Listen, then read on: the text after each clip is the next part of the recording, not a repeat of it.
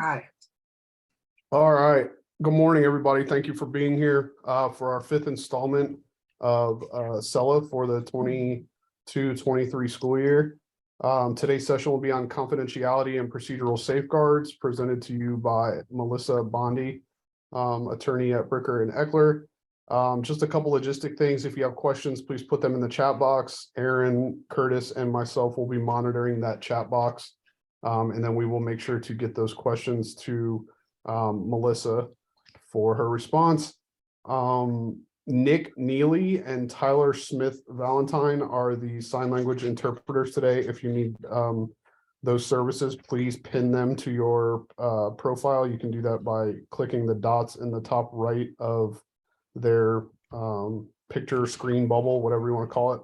And we will get going this morning. If anybody, like I said, if you have questions, Melissa's asked kindly that you put them in the chat box, and we will get those to her this morning. All right. Melissa, it's all yours, Melissa. All right. Well, good morning, everyone. Thank you for joining me this morning. I'm glad that the wind did not knock out my connectivity so that I can be here with you today. We have as we usually do, a packed agenda for our sessions together. So brief overview, we are going to talk about confidentiality, and that really means records. And so we're going to spend almost an hour probably talking about student records and confidentiality and maintaining those. And then we'll flip into procedural safeguards. And I will spend some time talking about general procedural safeguards, but I will spend the bulk of my time at the end going through prior written notice.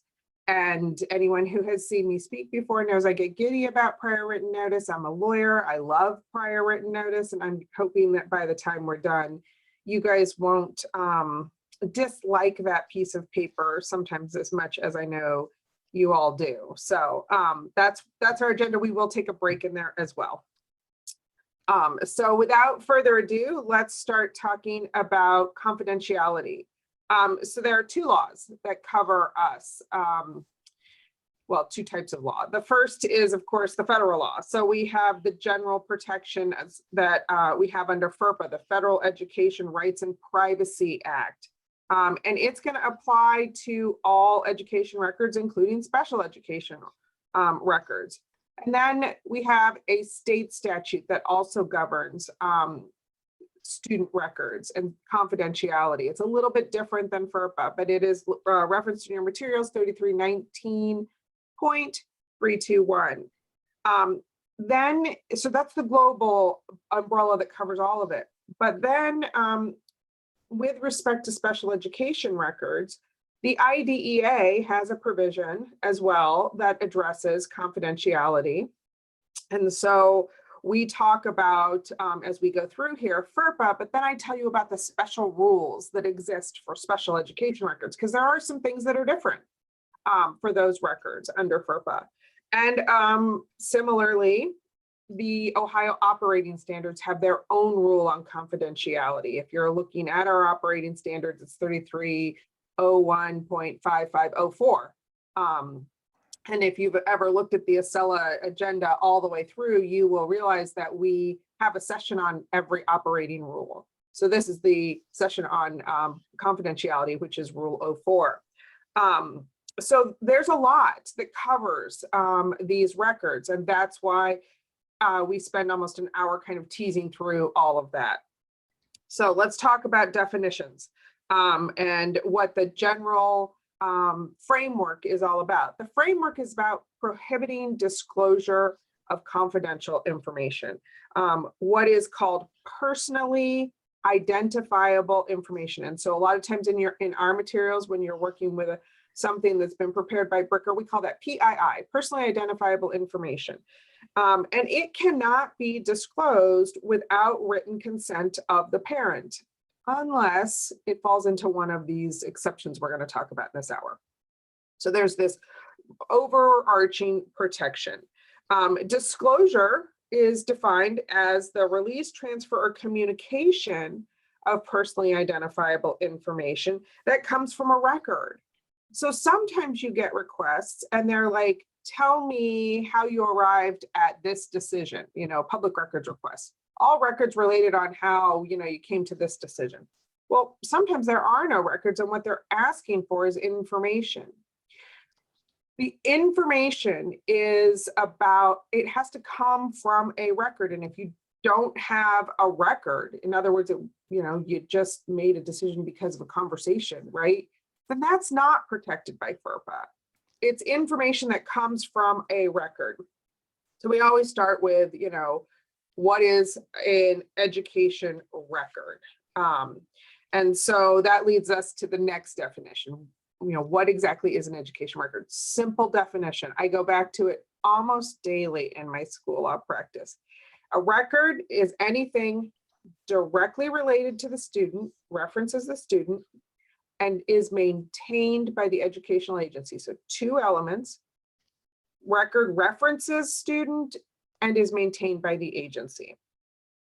So we'll talk about what that includes. Let's start with what it doesn't include first, okay? Things that are excluded from education records. It doesn't include personal notes. So the personal notes that you take as your own memory aid for perhaps when you're sitting at an IEP meeting, those are not educational records, those are personal notes. They are meant for your memory aid. Now, if you use your notes to develop a record, for example, you use your notes to write the IEP, arguably they're not just for your memory anymore. And so they would become an education record. So it depends on what you use those notes for and how you use them. If you take notes and you develop your data records from them, then they're not just personal notes, right? They are going to be an education record. So generally personal notes, not an education record. Employee records. Well, let's go back to the definition. The definition is it directly references a student and is maintained by the district. So if someone wants your personnel file, that's not going to be a FERPA request. That's going to be a public records request, presuming I'm speaking to mostly school district employees this morning.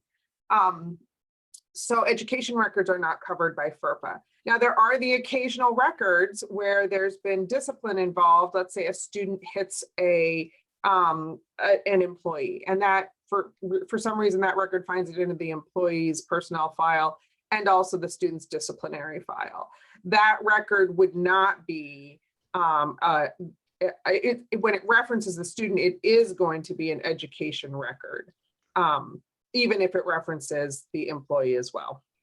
Law enforcement records are not education records. So if you have SROs that are employed by your local law enforcement, not by the board, not by the Board of Education, then they are not education records. So when they start to create their records of, they've determined that they're going to charge a kid, theft or assault has occurred in the building, those records are not education records, they're law enforcement records.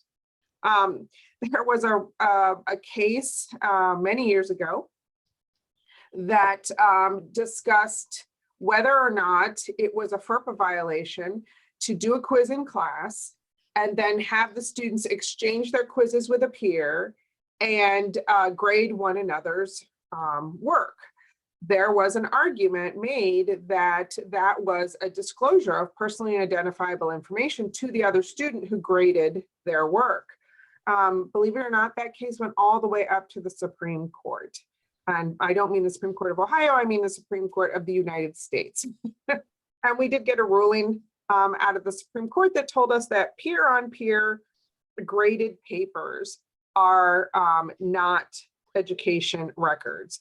Now, when they are collected by the teacher and the grade is recorded, then of course we have an education record, but simply that exchange is not a disclosure under FERPA because at that point they are not education records.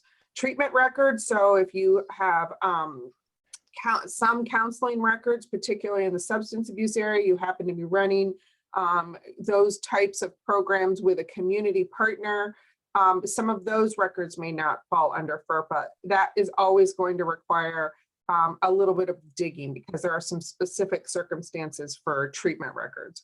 And then anything exchanged with your attorney. So attorney-client privileged information. So when you write your attorney about a student, it's a document that references the student and is maintained by the school district, but it is an exception. And so it does not fall under that because it's a privileged communication. And so those are not education records. But everything else that references a student and is maintained by the school district in almost any form is an education record. So it's not going to be limited to just paper. It's not just what's in their CUME file or their special ed file or their psych file. It's going to include those things that are electronically maintained by the school district. And so the big one that I always tell people about is when you write an email, it is maintained on the district server. When it references a student, that is an education record. And so I have been involved in more than one case where I have been reviewing the email exchange between the educators. And remember, lawyers only get involved in the cases that are not going well, unfortunately. And I've run across some very frustrated educators who have said things in email that I had to disclose to the parent because it was the student's education record. Just not even a month ago, I had a case where there was a discussion about who was going to be nominated for Student of the Month. And some very frustrated educator said, I would nominate such and such, except I can't have his, crazy mom here on the property for another day. You know what? It had his name. It referenced the student. And it was being maintained by the district. I had to turn it over as an education record. So, those are the types of things that you want to be thinking about. So it's handwritten records, it can be print, it can be email, it can be computer media, video that we have. So let's talk a little bit about video, because video is often one of those areas where I see a lot of different treatment by school districts about what is an education record and what can be disclosed. So let's talk about the definition, right? We've got a recording of a fight in our hallway. Then we have something that directly references a student. We've looked at it in order to discipline the students, right? We're looking at it and we saw who threw the punch, who intervened, who stopped, how long did it go on? So we've looked at the video for the purposes of deciding what is the discipline. The video directly references a student and it's being maintained by us. We've kept the recording. It is an education record. Now there's lots of districts out there that I know that have said, we don't give out video. And for many years, the office, it's called the Federal Policy Compliance Office, FPCO, had given some verbal guidance on how we treat video in the educational context. But they hadn't given written guidance. Well, they did, and it's referenced in your materials in 2017, to the bottom of page 2, top of page 3. There's a letter that is referenced called Letter to Watcher. And the office put out guidance on how we use video, surveillance video. And what they told us was the subject matters of the video. So let's go with my example of a fight, right? The two students that are in the fight. It's an education record for those individuals, but it is not an education record for all of the kids around them, right? It doesn't directly rep those kids who watched, right? For many years, we called them window dressing. They are not the subject matter of that video. And so the letter actually said, look, parents of students have a right of access. And that's what FERPA is. It's a right of access. It doesn't mean we have to give them a copy. And so you can have the parents come in and view the video. You don't have to make them a copy, and that is compliant with FERPA because it's an education record about their kid. You've given them access. And then the questions were, well, what about the other kids' parents? Do they need to consent? No, they do not. The letter tells us they do not. What about the people, the window dressing kids, the people who are not the subject of the video? And the answer was no. If you have the ability to gray those people out with software or fuzzy out their faces, then certainly do so. But if you can't, it doesn't mean you don't give access to the parent. And so you would go ahead and allow that parent to view the unredacted or ungrayed out or fuzzied record.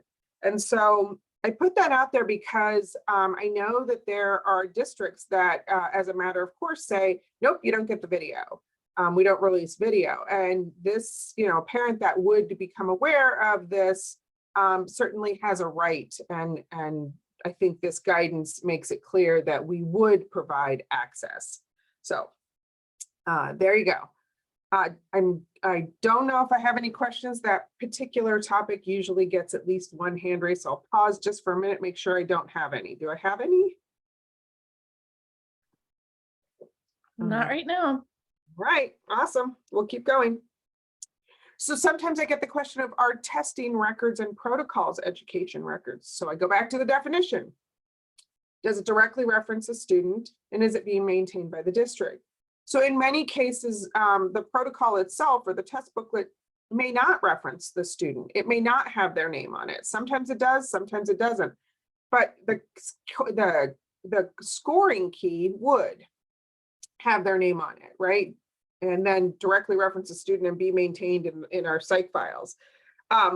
There are some specific concerns with protocols and testing materials, mostly number one, test integrity, but there's also copyright protections as we are looking at protocols. And so one of the things that we know under FERPA, and it's listed in your materials, is that a parent has a right to receive explanations and interpretations of education records.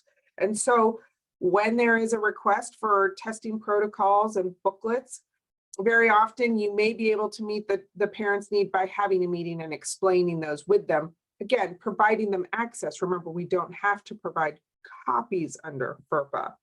When push comes to shove, maybe you're in litigation and the parent wants that released to their counsel or their own expert. The question becomes, can I release it then? And very frequently what we will work out is deals where those records are released to another psychologist. For example, the testing protocol for the BASC is released to the parent's independent expert, because they are bound by the same ethical considerations of maintaining the test integrity. So there are kind of ways to work through that as well, rather than just a flat out no, because again, if it directly references a student, a parent is entitled to access about that. So what exactly is personally identifiable information? So I talked about that, personally identifiable information, that is what comes from a record. What qualifies as that? So at the top of page 4 in your materials, you will see a list. And anytime the feds give us a list, I always say that is not exhaustive. You might as well put on there and other things as applicable. But they did list some things: student's name, the name of their parents, their address, their social security number, their identification numbers, biometric records. So if you are using, I don't know many school districts that are using this, but I do know it exists, a retina scan. So the student uses a retina scan to get in and out of the building, or they're using a fingerprint to pay for their lunch. They put down a fingerprint on some sort of reader, and that is their identification. That's a biometric record we are maintaining that would count as personally identifiable information. Their date of birth, their place of birth, mother's maiden name, and other information. I call this the connect the dot exception. Other information alone or in combination that is linked to a specific student that would allow a reasonable person in the school community who does not have personal knowledge of the relevant circumstances to identify the student.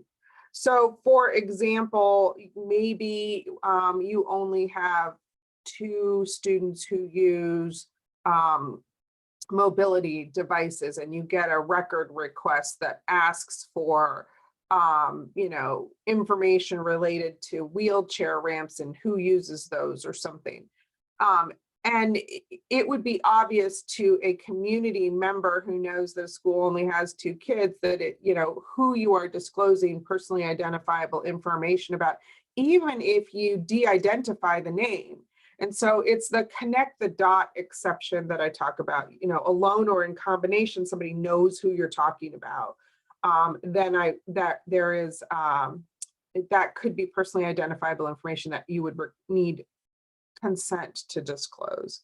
And then the last one is information requested by a person who the educational agency or institution reasonably knows that the requester knows who the record relates to. So somebody who's going for, they craft an education record, or they craft a record request, and that the requester knows who they're requesting it and they're not the parent.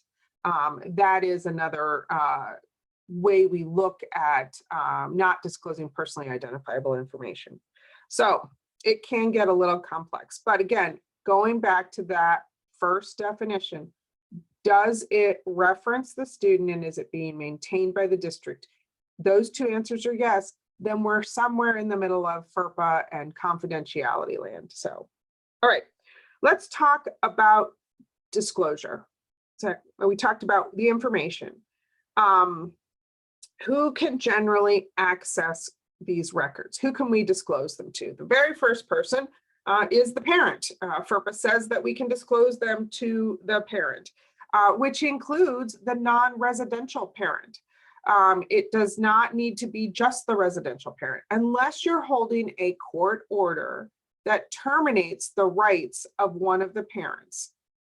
Both biological parents, whether the residential parent or not, may access student records. And so I know we get the question fairly frequently. Mom and dad are divorced and dad lives in a different state and mom doesn't want dad to have access to the records. The first question I ask is, do we have a court order that tells us that dad's rights have been terminated? And if the answer is no, then dad gets access. The definition of parent is pretty broad under FERPA. Who else? A student who is no longer dependent, so over 18 and living on their own, the rights of access under FERPA transfer to the student. So this becomes an issue for those of you who maybe have adult children in college. Colleges and universities handle that differently, but the student, if they have not given access to their parent, may not, for example, have their grades sent to their parents. The grades go to the student because the student is the one with the right of access, adult students. There are some exceptions to things that you need to be aware about.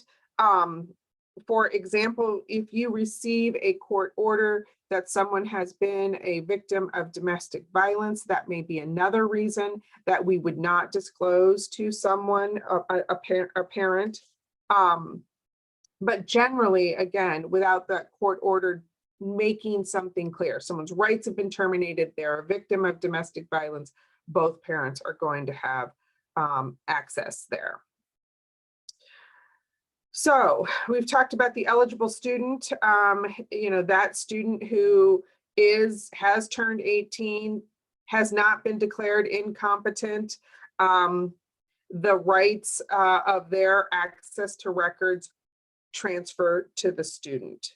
Now, if the student has been declared to be incompetent, which of course is something that occurs with students with disabilities, then under the IDEA, the IDEA rights don't transfer, but nor do the FERPA rights. I mean, the student could access it, but the parent or the guardian who has retained control of the disabled individual is the person who could access as well.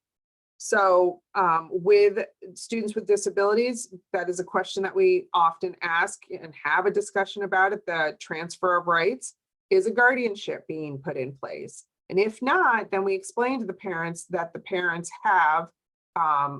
no longer have the right of access to the records. Now, there are some exceptions for students with disabilities. So while the rights of their record access transfer to the student, there are some things that are required to be provided to the parent of an adult disabled child. For example, prior written notices. And this is On page 5B4, under the IDEA, parents are still entitled to receive certain notices, prior written notices, and procedural safeguard booklets, even after the rights transfer to the parents. So when you are changing the programming of a student, you are exiting them, you are changing their services, you are changing their fate, you're doing anything that you would write a prior written notice for, then the IDEA and the Ohio operating standards say that that notice goes to both the adult student and the parent. And that's a specific exception for students with disabilities. And I think the notion there is that we want parents of students with disabilities to know when those changes are happening. So a student may say, I no longer want that service. We would prior written notice that. We would honor that because the student has the right to consent if they're not under a guardianship. And we would let the parent know that that has changed. So, Melissa, we have a question in the chat about parents, and if a child gets registered and only one parent is listed, and then someone calls and says that they're parent number 2, how does the district proceed if they don't have record of that parent being? right. So the parent number 2 does not appear on the birth certificate. Until they appear on the birth certificate, then I would not take their word on the fact that they were a parent. At the time of the birth, the mother has the ability to name the father on that birth certificate, and it's typically the father that doesn't get named that wants that record. But without some sort of legal proof, a court order then finding him the father after the birth certificate has been issued blank. Again, until you have a legal record, that's not going to be someone who is, I'm going to release to. So Thank you. And then one other quick question is, if as far as your information that you have of a student, what if a teacher or teachers are texting each other about a student? Are those teachers' cell phones able to be retrieved? Yes. So that's a tricky one. And so the answer can be, the answer is, in general lawyer fashion, it depends. There are some things. For example, is the cell phone a private cell phone or has it been issued by the district? In many cases, I know administrators carry a private cell phone and then they are issued a cell phone by the district. And so again, we go back to that maintained by the district, that text, if it is on one of those phones that is a district phone, it's clearly going to fall in an education record piece. Now, there are some other things that come into play outside of the context of FERPA, one of which is the public records law. And the public records law says that anything that directly documents the functions of the public office. So if you're talking about a student's programming, that's a function of the public agency, then that can be a legit record that someone can get to. Now, it's not going to be a public record if it references a student, but we have now created a record that documents our functions on a phone. And I have seen litigation on that. They're not easy to get to, but it is unwise to be communicating about our students in text form. I know it's easy. I know parents love to text people. I know people love to text one another, but for the reasons I just outlined, if we need to talk about a student in writing, then let's do it in district approved mediums, whether that be email or remind apps or whatever. You know, I know there's a million different apps, Dojo. And if we need to say something that we don't want to see in email, then let's walk down the halls and say it. But don't create records that we end up fighting about, because it's just not a good practice. Again, there are some places where it's very clear that those text messages would be a record, a student record. And then there are others where I think we'd definitely be arguing or fighting about it. One of the practical things that I will tell people is if someone texts you, text that to your email and then say, I'm responding to your text message here so that we have a record of what was discussed, right? And so you can then put that into a medium that is actually being maintained by the district, particularly if what you're talking about are programming decisions or things that document the functions of either the IEP team or the district or, of course, the public office. So hopefully that answers that question. Okay, so we've talked about who can access, we've begun to talk about who can access. We know that parents can access. We know that adult students can access because the rights transfer to them. The next one is school officials, which is a broad category. So school officials can access education records if they have a legitimate educational interest in knowing what's in that record. So for example, you have an IEP that has accommodations for extended time. The IEP team knows that, they wrote it, they put it in there. But all of the general ed teachers that didn't sit in the IEP team meeting, they have a legitimate educational interest in knowing that information too, because they need to implement that information. So do the students' coaches and extracurricular activity advisors, because the accommodations that we provide a student apply across the board. And so those individuals always have a legitimate educational interest in knowing what's in the records. It is not, let's say, every teacher in a lounge. So in a teacher's lounge. So when you come in and you leave a student's IEP there for everyone to see, unless everyone's, actually working with that kid, that's a disclosure. If you leave it on the copy machine, right? You may have school volunteers also using that copy machine. They don't have a legitimate educational interest in knowing what's in that IEP. So you need to be careful about who you disclose information to, even if it's just venting. And, does this person have a legitimate educational interest in knowing this information?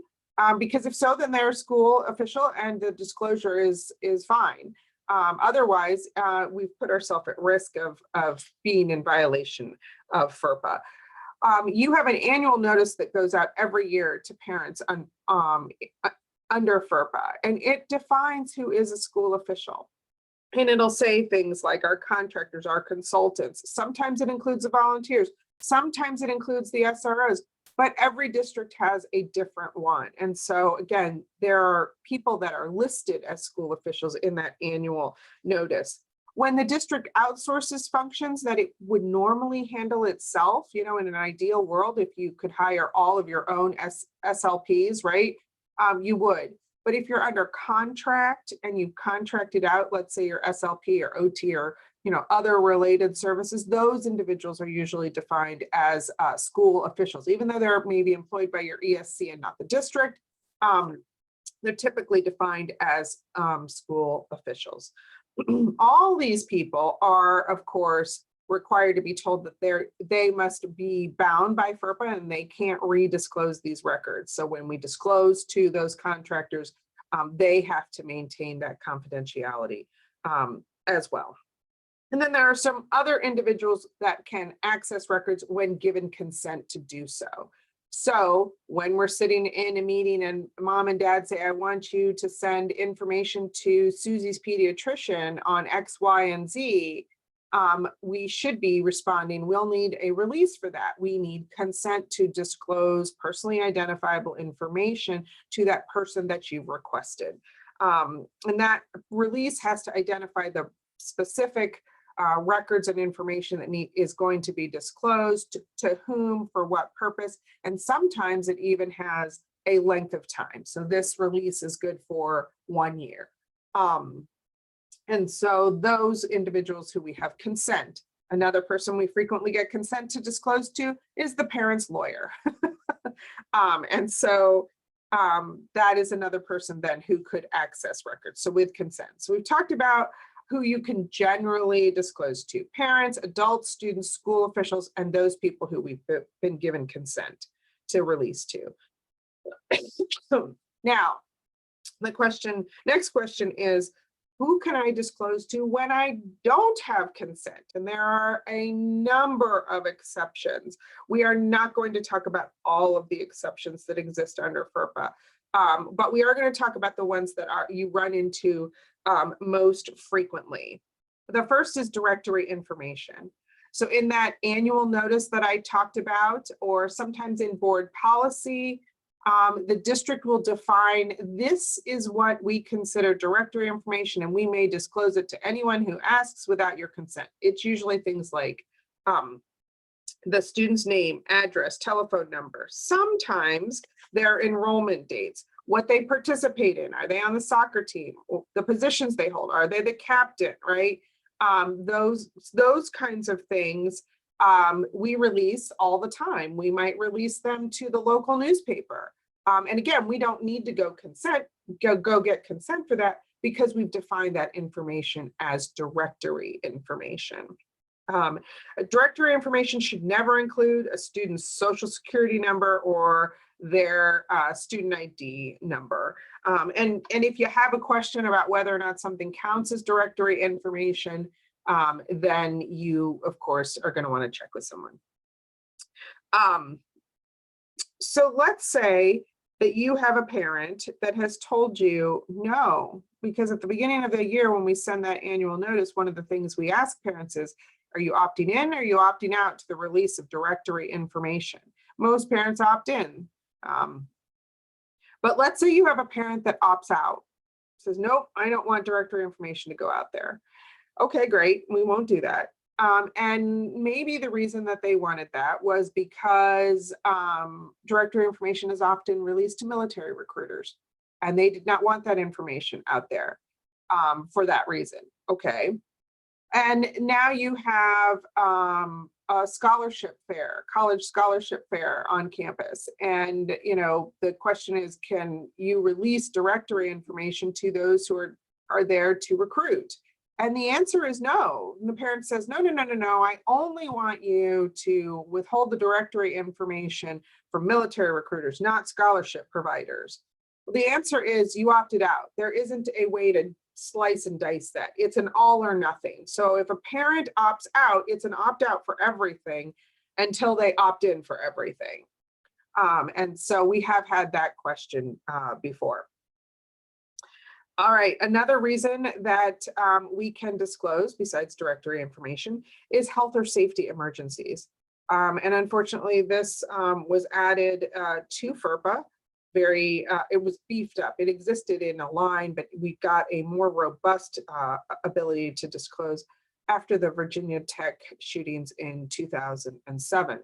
And some of you are like, how does she know it was 2007? You know, when you have a child and you go and look at the headline that's on the paper the day they were born. My son was born on the day of the Virginia Tech shootings in 2007. So that's how I know when those shootings were.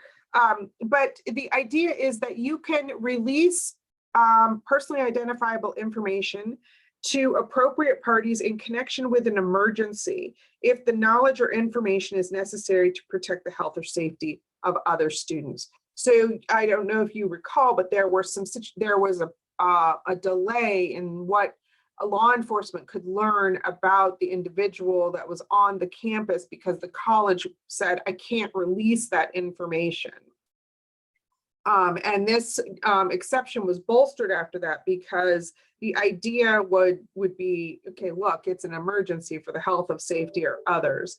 And so they gave us some guideposts in the language when FERPA was revised. Schools need to look at the totality of the circumstances and whether there is an articulable and significant threat, and then it can disclose. It must be recorded in a disclosure log. And then the comments to the FERPA regulation suggested there must be an actual impending or imminent emergency or situation where warning signs would lead the school officials to believe a student may harm himself or others. So it's not just, I think this kid's dangerous, let me go tell law enforcement. It is, you've got an articulable threat. Someone's wielding a weapon. Those types of things where you are going to be able to use the health and safety exception. Another place that I have used this is in imminent or suicide prevention efforts. And so when you have a student on campus in actual mental health crises, again, that information could be disclosed. Another exception is to the student's new school. So maybe you get a request that the student is going to enroll in Marburn or somewhere else, another public school district. Records can be released to a school where a student seeks to enroll or has enrolled. Now, under the operating standards, there are some exceptions or some special rules here. So I told you, I would tell you when the operating standards and the special ed law overlap with FERPA and give you some special rules. Under the operating standards, the previous school district has to send, in addition to the enrollment work, the child's current IEP and a statement of any current or previous disciplinary action against the child. The idea being we're not going to sandbag a new school without giving them that information. And so we will disclose that. And the statement related to the disciplinary action has to be relevant to the safety of the child or others, or if the disciplinary action was taken because of any of those big three: weapons, drugs, or serious bodily harm. We're going to disclose that as well, because I know, the question has come up, do we release all of the disciplinary records? Because that's not typically a school district's practice. And the answer is, for a special ed kid, it's got to be relevant to the safety and then be one of those big three: weapons, drugs, or serious bodily injury. And it's supposed to be prompt. And you are supposed to try to tell the parent, I'm disclosing this because I understand you're enrolling, it's going out there. The notice is supposed to be to the parent at their last known address, unless you told them in your annual notice you would disclose to students when they enroll, or to other schools when they enroll. And most, if you read that full annual notice, that language is typically in there, so you can go ahead and release, but sometimes it's worth looking. All right, I think that is all of the exceptions. Let's see. No, I lied. Let me look down at my paperwork. There are more. You can disclose to government officials. Sometimes in an audit, the district has to release records. So both in a financial audit, or we know OEC that has come in and done audits of school districts for special ed kids. Those records can be released in those circumstances without consent. Law enforcement is its own special area. So the IDEA does not prohibit schools from reporting crimes that are committed by students with disabilities. So if a student commits an assault, if the student commits a theft, student, commits something that would be a crime, it can be reported. It may be reported. It's not a mandatory report, it's a may. So the law permits you to make some disclosure of information. But I'm at the bottom of page 9. For those of you still following along, there are some very specific requirements if we're going to do that with a student with a disability, which has always stopped me in my tracks. First, the school must send copies of the student's special education or disciplinary records to law enforcement when they make that referral. Okay, are you ready for this? But in order to do that, you would need consent. So it's a little circular. I haven't quite figured out how you do that, because what parent's going to say, sure, send my IEP to the prosecutor, right? My student's IEP to the prosecutor. Because unless I've defined, let's say my SRO as a school official, I'm going to need consent for that. There are certain crimes that we are required to report, felonies, for example. Typically, I don't worry about sending those special ed records at that time, and we see how that settles out. But again, there is that special requirement that we're supposed to be sending them. So when asked, I have. There's an argument that because this is an exception, that also follows under that exception. So I know I'm speaking in circles, but you can release, you can report a crime and then release the record under the same exception. But there has been pushback on that in case law. And so I'm always relatively careful about that. Missing children investigations, we can obviously disclose information about what we need to those investigating a missing child. There are some other exceptions listed in your materials that I'm not going to belabor. Educational studies to organizations that are conducting certain studies. There are some reasons we could release de-identified information for that. When you're seeking accreditation for a particular program, you can read through those. The next one I'm going to talk about, so skip some, are courts and subpoenas. So what happens when you get a subpoena from either a lawyer or a court asking you to produce educational records for a child? So records may be disclosed when a legitimate court order, lawful court order or subpoena has been issued. There are some steps you take before you do that. One of them is that you need to tell the parent, I have received a subpoena from XYZ. They ask for your student's education records. I will be producing these 5 business days from now.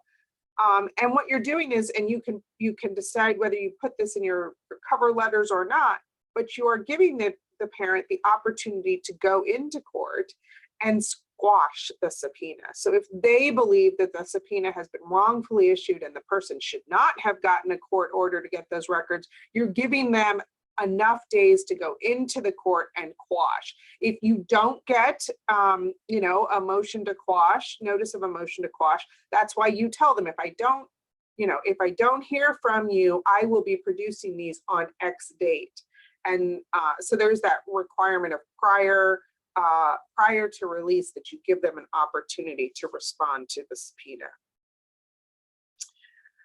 You can release records when the district has been is defending itself in suit. So if a parent sues a school district, you may need to use educational records in the defense. You can release those in a court or legal action.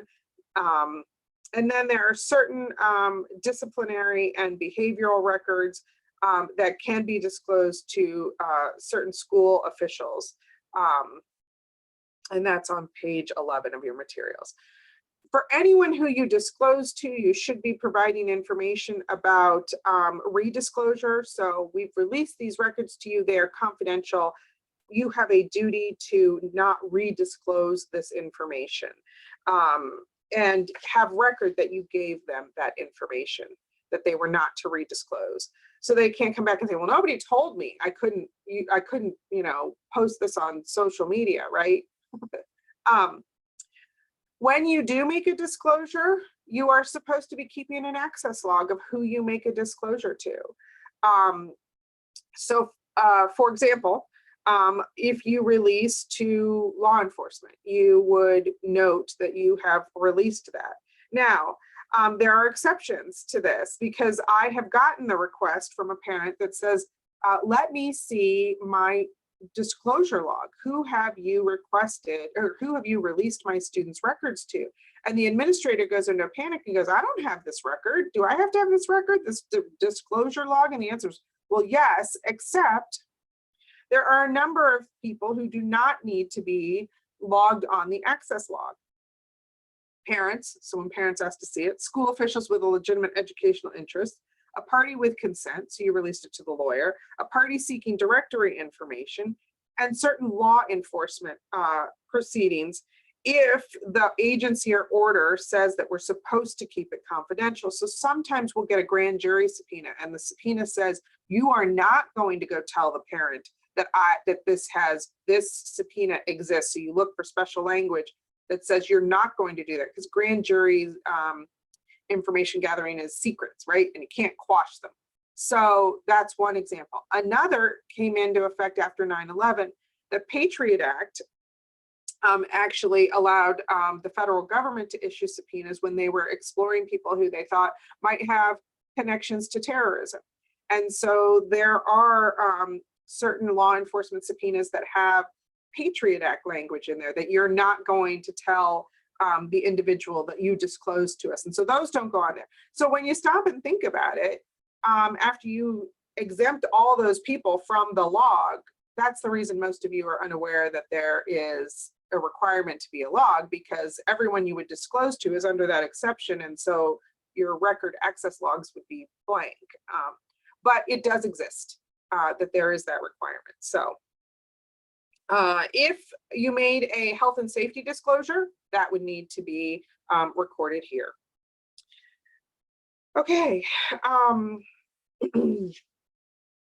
Let's talk about the rights under FERPA. What rights do people have, right? So we've talked about what is an education record. We've talked about who can access. We've talked about the exceptions, when you can release without consent, right? But what are the rights that exist? So what does it mean? The first is the rights that parents have, or that first one that we've talked about several times, notice. So they get their annual notice of their FERPA rights, where, you know, that's where we list who's a school official, here's what's directory information, you can opt in or out. And often there's also a paragraph in there that says you also have the right to inspect these records and the right to amend these records if you believe that they are not accurate. You have the right to consent to disclosure of these records, and you have a right to file a complaint with the Family Policy Compliance Office, FPCO, that office that enforces it. So those are the parents' rights. Those go in the annual notice. So let's talk about the right of inspection. So the first thing that I told you is that FERPA was, or one of the first things I told you in our time together so far, is that FERPA is a statute of access. It gives parents access to education records. Again, it does not require that we provide copies. Now, many board policies go ahead and say we will provide copies, but the right under FERPA is to access. So you need to know what your board policy says. I have had school districts that in the frequent requester cases have said, we will provide an opportunity for you to come and inspect your students' records. And they put the special ed file and the CUME file and the psych file all in a room with a building secretary, and they let the parents review all of the records. And if the parent asks for a copy, we make them a copy, but we don't make a copy of everything. That would be appropriate because you've, again, given the right to inspect their records. Generally, that needs to be made available within 45 days of the request. So there is a time restraint on that. Most districts do not take 45 days to respond to a record request. The exception to that is that when they ask for all records, because when they ask for all records that directly relate to their student, as we talked about earlier, you're probably going to be doing an email pull, because every email that directly references that student is a record. So what we frequently will do is we will do a rolling production. So, you know, parents, we've got this request from you. Here's the CUME file. Here's the special ed file. We are working through gathering other correspondence and records. And that may take 45 days, but I typically don't encourage districts to wait the full 45 days before they produce things, because it's clear that some things can be produced earlier. There is a special rule when we're talking about access to records for special ed parents. They have the right to see those records before an IEP meeting. So if they make a request and it's 1 week before the IEP meeting, then we are scrambling. It's not the 45 days. Or we're rescheduling the meeting if we have that luxury. Or we're talking to the parent and saying, you have a right to all of the records before the IEP meeting. I can get you these records, but not these records. Can we still move forward? But recognize that there's a special rule about students with disabilities, parents. They have a right to access all of those records upon request before an IEP meeting. If a record, of course, involves more than one student, we would have to redact information about the other student. Parents are also entitled to a explanation of records, and we talked about that when we talked about protocols. We already talked about copies of records, you know, that FERPA is not about copies. One very clear exception to that is if not providing copies would impair a parent's ability to access the records, then copies need to be provided. That becomes very common in the non-custodial parent who lives not in the district. So they live in another city in Ohio. It's going to be very difficult for them to come in and inspect the records, or they live in another state. Then that parent is going to be getting a copy for sure. All right, let's talk about amendment of records, because this does come up fairly frequently. You've written a beautiful prior written notice, and the parent says, I want you to amend that prior written notice. It does not reflect the IEP meeting that I attended. I'm sure none of you have ever had that happen to you. Well, let's talk about what is permissible. So both FERPA and the IDEA have a process, it's identical, for allowing a parent to request an amendment of a record. They can do it when they believe that the record is inaccurate, misleading, or in violation of the student's privacy rights. Those are the only three reasons, all right? So when you get a request to amend that prior written notice, the question is it inaccurate? Or is it just that the parent doesn't like what you've written, right? They didn't like the decisions, or they don't like the way something was characterized. But the question is it accurate, right? If it's accurate, checkbox, one reason not to amend. Is it misleading? You know, does it mislead a person to the wrong conclusion, right? I've never actually had that. Or is it in violation of the student's right of privacy? If it's not one of those three things, the district may decline to amend the record. Now, if you have the wrong people listed on your prior written notice of who attended, or it says we increased minutes when we decreased minutes, then we're going to correct that because that is inaccurate, right? But if it's not one of those things, then you can decline. What's the parent's right then? The parent can request a hearing, and we have to get a hearing officer.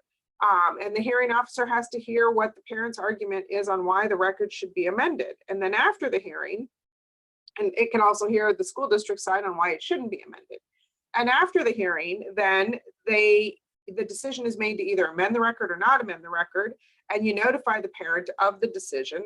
And then the parent is offered an opportunity to place a statement of disagreement in the file. So you notify, I'm at the top of page 16, you'd notify the parent in writing of the refusal to amend the record, and then the right to place a statement in the file.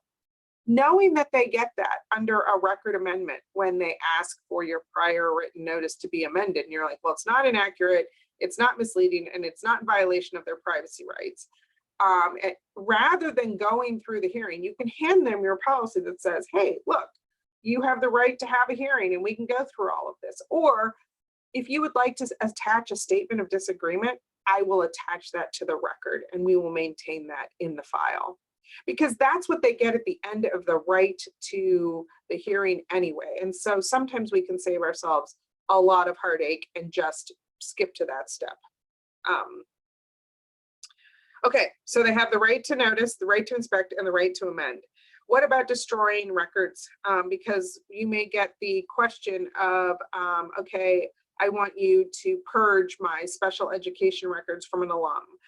You will have a record amendment schedule that your treasurer as the records custodian has, and it has how long you must retain certain records. Very frequently, special education records are permanently retained. Sometimes it's the last IEP and the last ETR are permanently retained, and then 7 years after graduation, everything else can be purged. But the bottom line is you need to be aware of what, should you get such a request, you would be looking at your district's record retention schedule before destroying records. So that is a special area. Let's talk briefly about enforcement. As I have said, we are talking about a federal law. So there is a federal office that will enforce FERPA. There are such things as FERPA complaints, and they do investigations, and they can issue findings just like at the Department of Education when you have an ODE complaint. Additionally, because there is a special education rule in our operating standards, the Ohio Department of Education will entertain complaints in their complaint process as well. So there are a couple of different ways a parent can go. We more frequently see them exercising their rights under the ODE framework than under the federal framework. One thing I will tell you is that there is no private cause of action under FERPA. So a FERPA violation, well, we don't want to make them because they erode trust between parents and district. There is not a right to recover, let's say, punitive damages. So if there has been an inadvertent disclosure, no one's going to sue the district for $1 million. There's no private cause of action there. There's no punitive damages.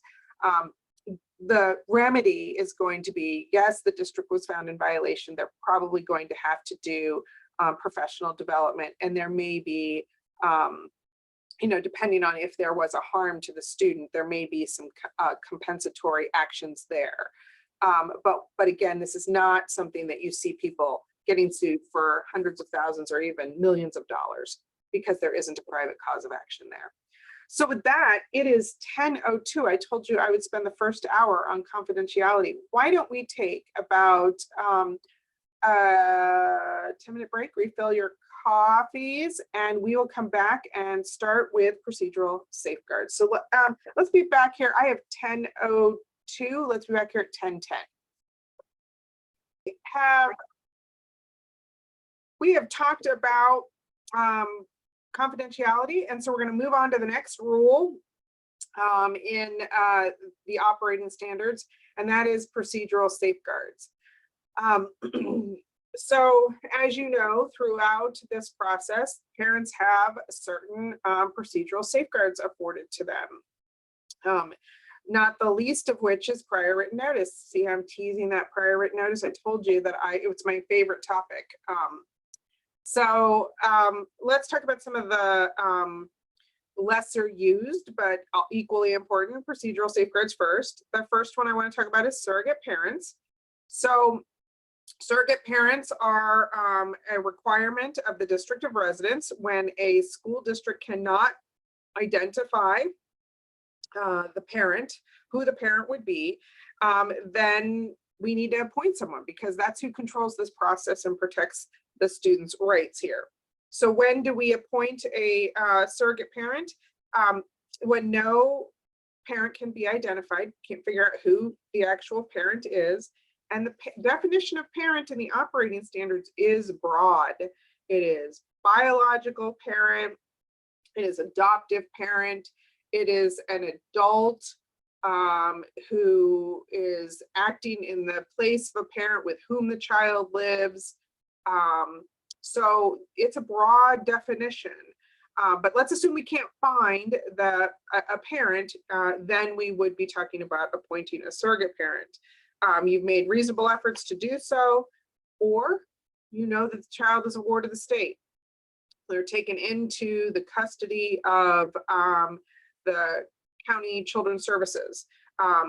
Then we know that we need to be looking at a surrogate parent, or the child is an unaccompanied youth. So they're a runaway. They are geographically in your boundaries, but not with a parent, right?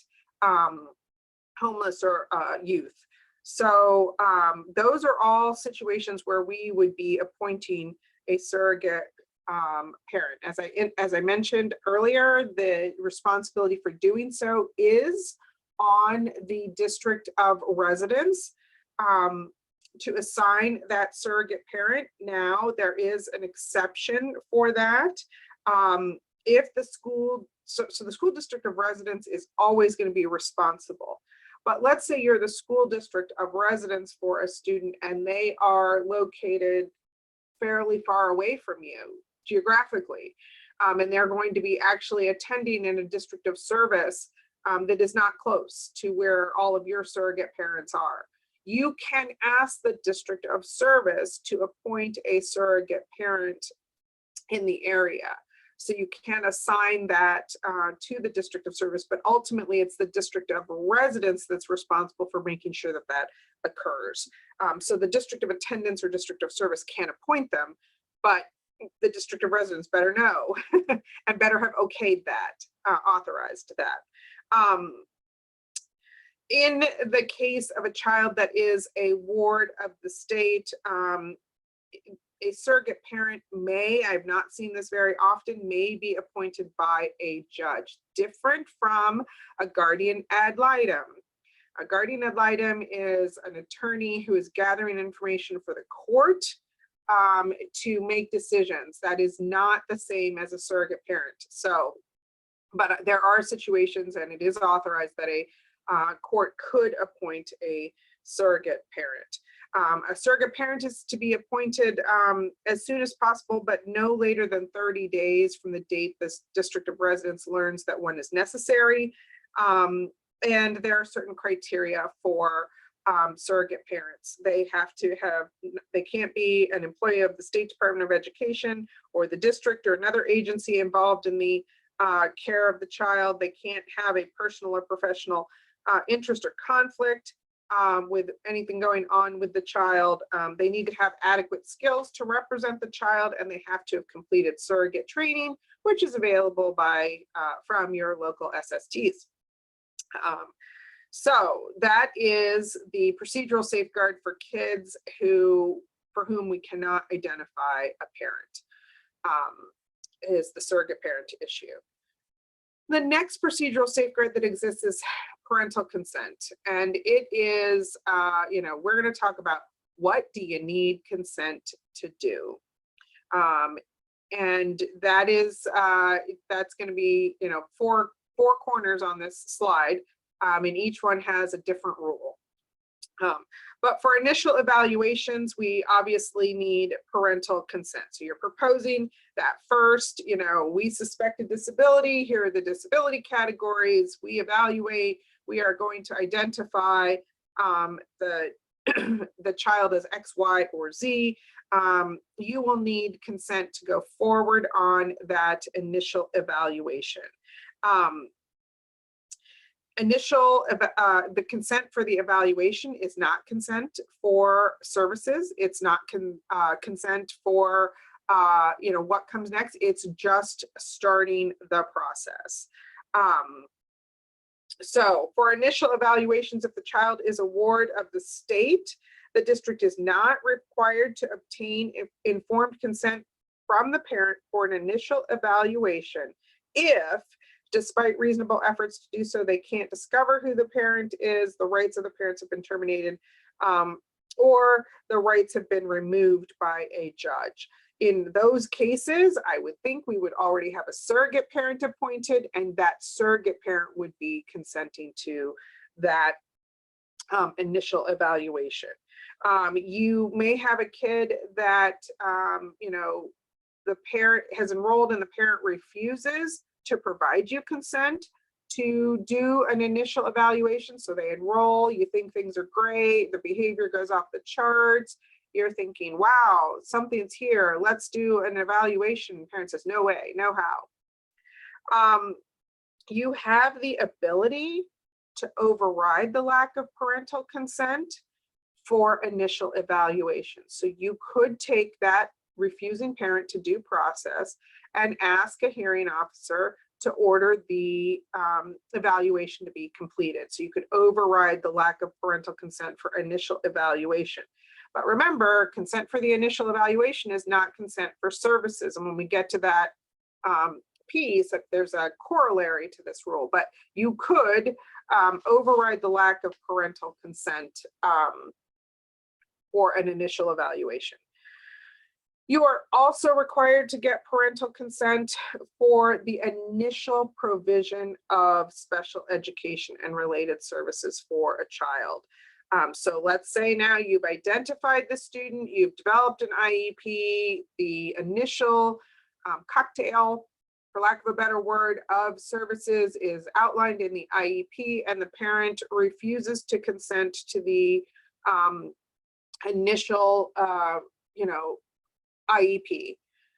This is an area where I told you there would be a corollary. You cannot override the lack of parental consent by going to due process. So this usually plays into the initial evaluation question. So if you override parental consent to get the initial evaluation, and then you identify them and propose services because the child needs them to attend school, and the parent refuses, you cannot override the lack of parental consent there.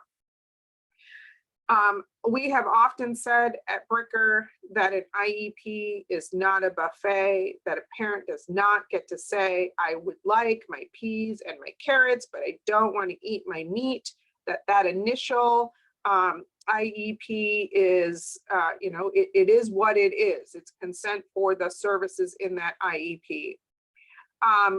We have recognized that particularly in behavioral cases, consent for some may be services and not others, may still move the ball forward for educators because it makes both behavioral management and things for the student easier, better, more manageable in the educational setting. So that's a discretionary call. There is case law that supports that it's an all or nothing consent. But we do know that the IEP form says I give consent for everything except, and we have recognized that some services are better than no services in many cases. What about reevaluation? I see a question popped up. Hang on, I'll pause. Because if a district got parental verbal agreement in a phone meeting at the initial ETR, I assume then to do the ETR, but have not been able to obtain a signature from a parent or initial ETR documents, can the district move forward to create, but have not been able to obtain a signature from parent on? I think I need my questioner to clarify their question. I think I understand that the district got verbal consent, but they've not been able to actually get written consent now. Yeah, sorry if that was confusing. So like they got consent to test, they did the evaluation, the parent consented to the findings of the evaluation over the phone, but the parent hasn't signed the documents. And so they want to move forward with the IEP, but they feel stuck. Yeah, I think they are stuck because informed consent is in writing. Exactly. Yeah. And that is what we're talking about. So until you can get written consent, I don't think you can move forward. Now, I know during COVID, we had all sorts of bending of the rules of how we did that electronically, those kinds of things. But I would want some sort of written consent before I moved forward on an initial evaluation for informed consent. Let's talk about reevaluations because they're a little bit different than the initial evaluation. So a parent, you're supposed to get informed consent for reevaluations as well. And there are some options when a parent refuses to give you consent for a reevaluation. So one of the options is that you could do a record review. So you could simply review the records and not collect any more assessment information and conceivably complete your reevaluation. If you have been progress monitoring through the 3 years of the triennial life of the previous evaluation, you probably have some updated assessment data, or at least data to build your reevaluation on. And so that is an option. The other option is that you can override the lack of parental consent. And we have seen, districts that have said, yeah, that's important enough, things have changed enough that I'm going to try to override the lack of consent. But you can do that as well through due process, where you ask a hearing officer to do that, to give you consent. Now, notice at the top of page 21, parental consent need not be obtained if the district can demonstrate that it made reasonable efforts to obtain such consent and the parent did not respond. And there's a citation to the operating standards there. So for a reevaluation, if you can't get a hold of the parent and you have demonstrable evidence of your efforts, not just 3 emails, but 3 different ways of trying to get to the parent, methods of calling, reaching out, maybe even a home visit, then you may use this provision to move forward with a reevaluation, because you can demonstrate that you made reasonable efforts to obtain the consent and the parent did not respond. Now, not respond is really not responding. It's not no, right? So if the parent says no, that's a response. All right, I think I saw a question. I'm gonna go up to this. Yeah, the question is, what are the implications if a parent does not attend initial ETR meeting? Can the team determine eligibility without the parent on an initial ETR? Yes, so let me make sure I'm understanding. I'm going to tell you the way I understood that question. So you've gotten consent to do the initial ETR. You've done the assessment. You're ready to hold a meeting. You've tried to get the parent to the table and the parent isn't there or won't cooperate. Yes, I always say, do not let a parent's disruption of the process just derail your compliance. And so you, for that initial evaluation, have to close or complete that evaluation within 60 to 90 days. Why am I blanking on the number? I think it's 90. Whatever number of days. So you're going to go ahead and hold that meeting. And your prior written notice is going to be, it's going to say, here are our efforts to get the parent to the table to get them to participate. And this is what the team decided based on this data. And we are happy to reconvene to discuss this with the parent at any time, but you're going to close your process. So yes, you can go determine eligibility. Nothing is written in stone. If the parent says, oh, okay, fine, now I'm going to participate, you could still come back to the table with the parent's participation, but you do want to close that gap on, thank you, 60 days. Thank you, Greg. It's Friday, it's been a long week. So you're going to want to close that process for sure. Okay, so we've talked about reevaluations.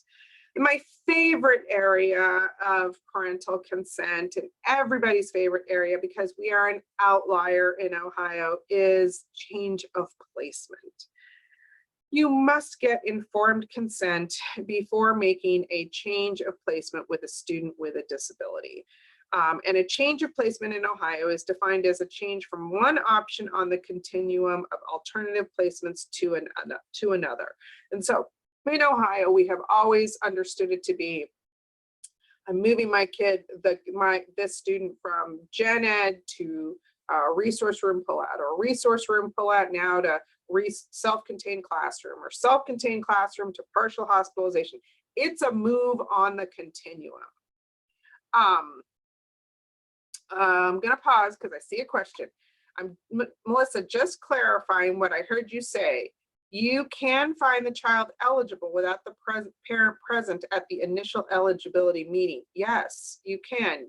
Now, I wouldn't do that until you've tried to get the parent there, but finding them eligible is different than being able to deliver them services. So you can find them eligible, document your efforts in that prior written notice, let the family know this is what we've determined, and we are happy to have another meeting with you now that you've seen this, to reconsider this or discuss this with you or whatever. So we're never going to cut them out of it. Again, the idea not being that we are going to write it in stone, but yes, you can make that eligibility determination and closure process. That is what I'm saying. You heard me correctly, Kate.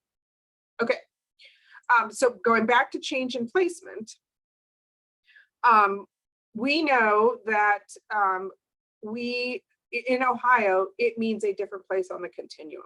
There is federal case law that tells us that change in placement can be construed as their exposure to gen ed peers. And so there are some who would argue that if you have a kid who's going to resource room pullout, and let's say for 60 minutes for reading, and you want to increase that to 120 minutes for reading, that's going to change their exposure to gen ed peers. Ohio has said that is not a change in placement. Increasing from 60 minutes to 120 minutes, not a change in placement.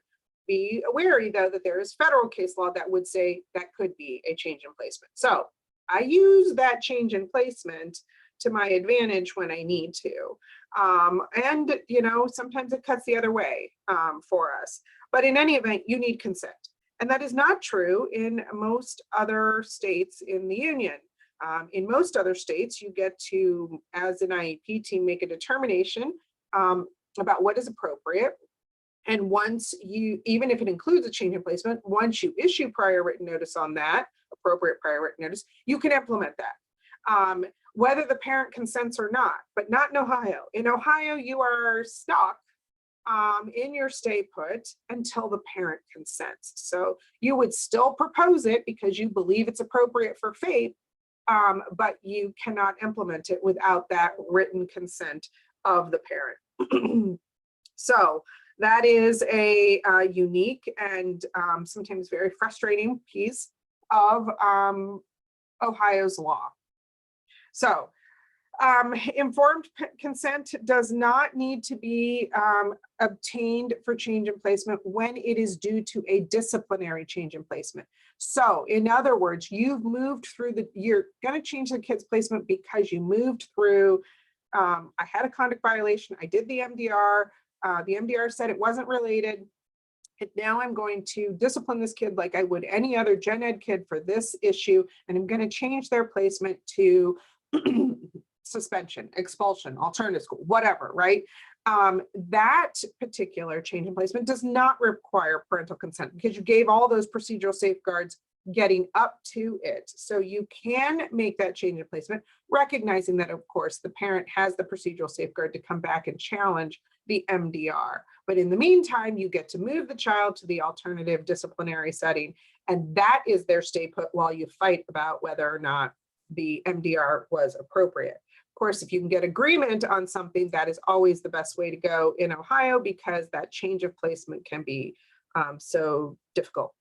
You also do not need consent before you review data for a reevaluation. That's the record review that I talked about.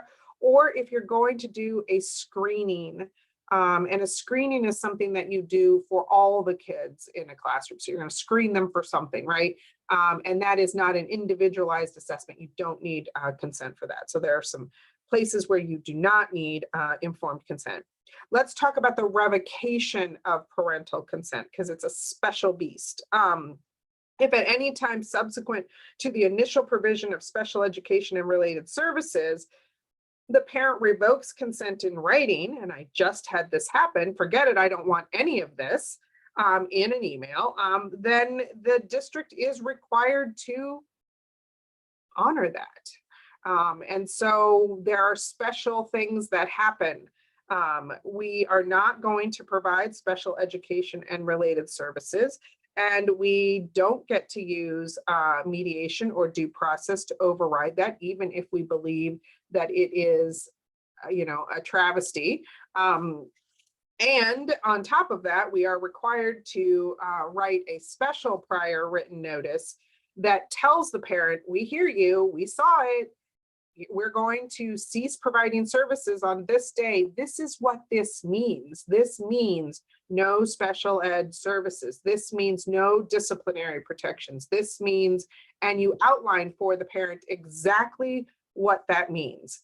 And from then on, you're not required to serve the child or convene meetings to do triennial reviews or to develop IEPs. And so that is a right of a parent to revoke consent.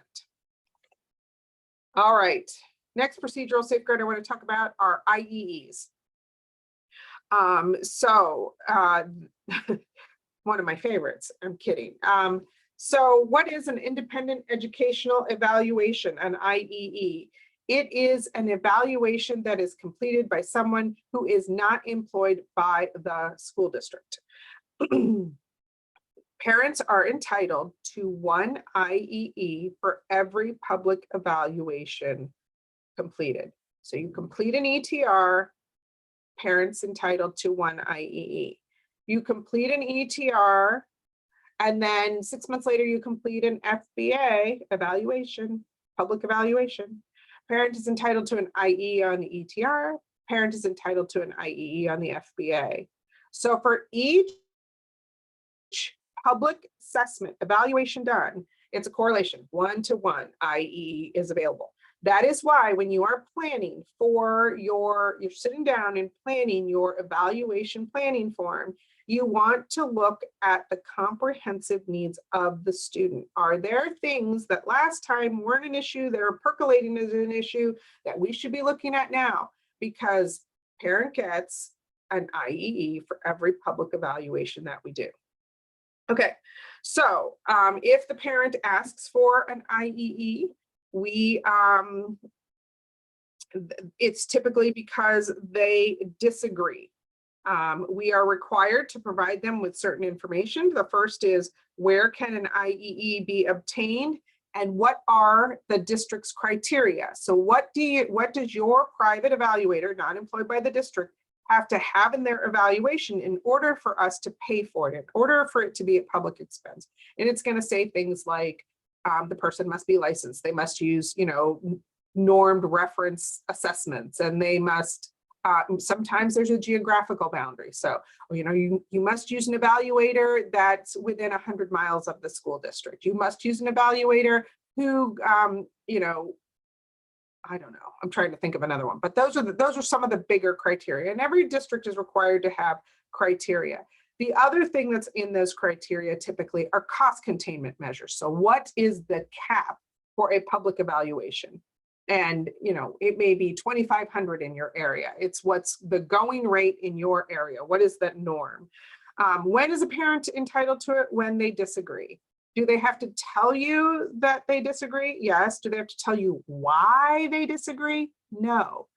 If a parent signs at the ETR that they're in agreement with the ETR, and then they come back 6 weeks later and say, I don't agree with this, that's disagreement. Even though they said they agreed, they're allowed to say they disagree. You can ask a parent why. Well, can you tell me why you disagree with this? But you cannot condition the IEE on that. They don't have to tell you. And so when a parent gets an IEE, there are two responses. They are on page 23 of your materials in the middle. Upon a request for an IEE, there are two responses. The district must, without delay, either one, file a due process complaint against the parent and defend your ETR. Very few districts like to litigate against parents. But that's one option. And the other is ensure the IEE is provided at public expense, unless you can demonstrate in a hearing that your evaluation was appropriate or that the parents didn't meet the criteria. So either way, we're going to due process, right? And so I often get the questions when we get an IE, do I have to do this? And the answer is yeah, unless we want to go to due process. And you have to give them the criteria and show them how to do it so that you will end up paying for it. So of course you can take a district or a parent to due process, but we typically will say, again, I can't speak for every lawyer out there, but at Bricker, we have a mantra: you can never have too much information about a child, because an IEE is either going to give you data that confirms what you knew in your own evaluation and strengthens those decisions, or perhaps it uncovers something we didn't see and we had a child find obligation to find anyway. So other than the expense, which I don't discount, being a good steward of the public dollar, other than the expense, there are not downsides to the IEE. And so those are your options for doing an IEE. Any questions on the IEEs? Don't see any. So at 10:37, I get to finally talk about my favorite procedural safeguard, my very favorite, and that is prior written notice, because I'm a geek and I'm a lawyer. And this document is really important. I know that it is another piece of paper. I know it is difficult. I know that you guys are understaffed. I know all of those things, but I still think that prior written notice is something that is very much worth your time and a very important document. I have a question. Oh, excellent question. So I have a question from the audience. Does the IEP team have to adopt the recommendations from an IEE or just consider them? Very good question. The answer is just consider them. So once you get that IEE from the parent and you review it, you are required to review and consider it. You can decide whether or not you're going to adopt any of those recommendations. You may ultimately decide not to adopt some of those recommendations. Consider them and then document your prior written notice why you did not adopt them. Maybe you're addressing the need that a service was recommended in the IE in a different way. But if you are going to reject a recommendation from an IEE, there should be some evidence of why in your prior written notice. You are not bound by all of them. So excellent question. All right, so we know that after December of some year, let's see, I think it's in a footnote. Yeah, 2013, it's been 10 years, guys. It'll be 10 years this year. We used to, those of you who have been in the special ed chairs longer than 10 years, can remember that we used to be able to say that if a parent agreed with an IEP, you didn't have to write prior written notice, that the IEP, the signed IEP itself, served as prior written notice. In December of 2013, in a memo that's referenced in footnote 131 of your materials, ODE said, nope, not anymore. Your IEP cannot serve as prior written notice. And so now you all are writing prior written notices. When is it required? And that's true, as it says on the slide, even if the parent agrees with the IEP. You still got to write a prior written notice. So when is a prior written notice required? A prior written notice is required when the district proposes to or refuses to change the identification of a child. So what is, we identified that child when the parent didn't show up for the ETR as SLD, right? And now we're going to meet with them because they say, you know what, I want to be there, and I really think you messed that up, and this kid's actually, I don't know, autistic. We're going to write a prior written notice because we're changing the identification of the child. The evaluation, the educational placement. So where is this kid going? Are they going into research room? Are we increasing their minutes? Those kinds of things. We're going to write a prior written notice, and the provision of FAPE for a child. So I always say, when in doubt, write a prior written notice, because almost everything an IEP does, IEP team, almost every decision an IEP team makes will hit on one of those areas: evaluation, placement, FAPE. And so we are documenting those changes in a prior written notice. You are also required to issue a prior written notice when a child's referred for evaluation. So when we do that ETR planning form, a prior written notice goes out there. And when we change a placement because of discipline. So this child has gone through the procedural safeguards for discipline. We're going to suspend and expel this student. And we've gone through the MDR, and we made it past the MDR, and we're actually going to remove him. A prior written notice needs to go out at that time as well. So those are the times when prior written notice is required. And as Jacqueline just said to everyone, when in doubt, send it out. When someone sneezes, send it out, is what we kind of say. Okay, so what doesn't require prior written notice? When you agree to change the IEP without a meeting, you don't have, without holding a meeting, when the parent and district agree without holding a meeting that a reevaluation, no reevaluation would be conducted. So you're waiving that reevaluation. I'm not a fan of that. As I just told you, a mantra that we have at Bricker is you can never have too much information about a child. I don't know why you wouldn't do a reevaluation. You've at least got the data that was collected in the 3 years. and a record review. But I know that during COVID, that became a situation where districts did agree with parents to waive that. No prior written notice needed. Again, when you're doing a screening, where you're evaluating everyone or assessing everyone in a classroom, we're going to require prior written notice. When you're releasing personally identifiable information, so you're making a disclosure under FERPA, doesn't require you to write a prior written notice. Before you actually destroy that information, if you're doing it in accordance with your records retention schedule, again, not there. And when transferring the rights at the age of majority, believe it or not, does not require a prior written notice. Okay. So what's the timing to a prior written notice? We want to provide prior written notice to the parent within a reasonable amount of time before the agency does what it's going to do. So whatever it is you're going to do, you'll want to give it in advance. So if you're holding the IEP meeting on the last day, the 364th day of the life of an IEP, and you're going to implement the new IEP the next day, and we're changing things, then the prior written notice needs to go out that day, right? Because it's got to happen before, and you are out of days to be operating under the old IEP because you're at day 364. So you're going to make sure that prior written notice goes out before the next day. So that, although that doesn't feel reasonable, that's what we'd have to do. It's got to be prior to us implementing the changes, hence the word prior in prior written notice. There are some timelines for evaluation that are in there. So referral for evaluation, they're very specific. You've got 30 days within the date of referral, and in discipline prior to the change in placement there.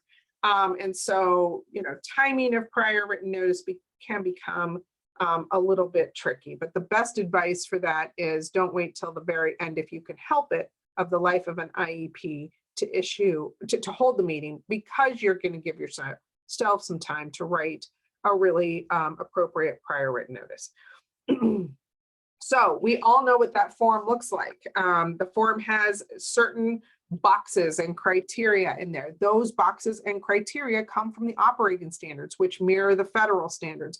Each of those boxes is a required component, required by federal law, that we've got to provide information that does these things, describes the action, explains why, etc. Right? And so let's walk through a potential prior written notice. And we'll talk about, because we at Bricker get an opportunity to review prior written notices pretty frequently. And there are things that we've noticed over the years that would make these the completion of these required components easier. So the first is, let's pretend that you are at an IEP meeting and the parents, Mr. and Mrs. Brown, surprise you with a request at the meeting to place Charlie, their socially awkward son, who has a diagnosis of autism, at the Daisy Hill private day school. Daisy Hill leads the nation in research related to the therapeutic effects of beagle puppies in the classroom. The IEP team discusses the request, considers the recent data, and then the educators on the IEP team decide that Charlie's LRE should remain his current public school setting. So let's talk about examples of what the prior written notice would look like. The type of the action, a description of the action proposed or refused by the agency. So when I review prior written notices for school districts, I am looking for the verbs in this section: proposed or refused. And I will actually print out the prior written notice and I will circle. And if the word isn't there, then I'm rewriting it, because we're supposed to be describing proposals and refusals. So an example: the IEP team met to discuss your request to change Charlie's placement. After considering this request, the district is refusing to place Charlie at the Daisy Hill private day school at district expense. What am I doing? I'm refusing. Okay, end of story. Box 2 should just be proposals and refusals. Sometimes we review prior written notices and they have these 3 or 4 pages of a description in 2. And 2 isn't that. 2 is what was proposed or refused. Section 3, much longer. Take a look at section 3, why the agency proposes or refuses the action. So I'm in this section, we're looking for because. Why? Because, right? The IEP team is refusing to place Charlie at the Daisy Hill private day school because the district can continue to provide Charlie with a free and appropriate public education at his current placement in the district, where he has made progress as evidenced by the data at the recent IEP meeting. So let's just stop at that sentence right there, right? So I'm giving a reason, and I'm giving more than one reason. First, we think we can give him a FAPE, and number 2, data. Why do lawyers love prior written notice? Because 99% of the time, we do not get to talk about what we do in the classroom and how it is successful. And this is your place to put all of the work that you've done with a student and explain to people why you've done the work and that it has worked, presuming that it has, right? And in this case, this district has data that it can rely on to celebrate what we did worked, right? So if you have more than one reason for why you're doing something, list them all, but use what you do as professionals in the classroom to justify your decisions. So keep going. The district is also refusing to change the placement because Daisy Hill Private Day School would not offer Charlie the opportunity for interaction with his non-disabled peers. It's a move on the continuum that doesn't make sense for Charlie. He's making progress in his less restrictive environment with gen ed peers. Why would we move him to a self-contained, all students with disabilities place on the continuum? So again, another reason, not just one reason. I have multiple reasons. We have multiple reasons, right? Since Charlie benefits from peer modeling and socialization, and since the IEP addresses communication and socialization with non-disabled peers, the district members of the team did not believe the requested placement was appropriate or would constitute the least restrictive environment for Charlie. So again, a chance to tell your story of your successes with a student in a classroom. All right, let's take a look at, well, and there's a couple of things that I want to highlight in the language before we leave that. So if you heard me, we talked about box 1 and box 2 should have proposes and refuses somewhere in it, right? At least once, if not multiple. And section 3 should have becauses in it. Why are we doing it? Because, right? The other thing I want you to notice is that there are places where we say the educators on the IEP team or the district members of the IEP team. And I'm very careful in drafting prior written notices to not say the IEP team, because parents are a member of the IEP team. And if we're not in agreement, if we're in agreement, then the phrase IEP team is appropriate. If we're not in agreement, then the educators on the IEP team are proposing it, or the district team is proposing it, because hence we're writing part of this because we are not in agreement.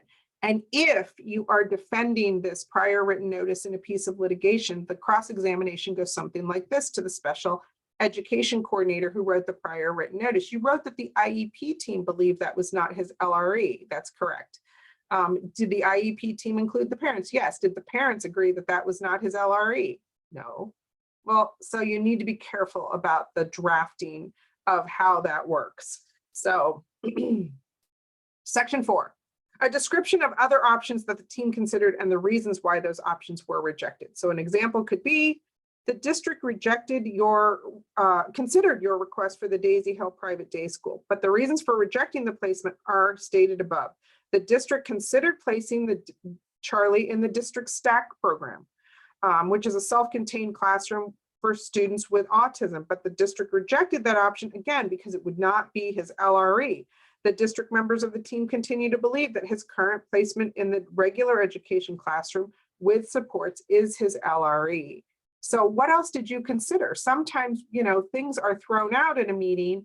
Well, what about this? We think about it for 5 minutes and then we move on.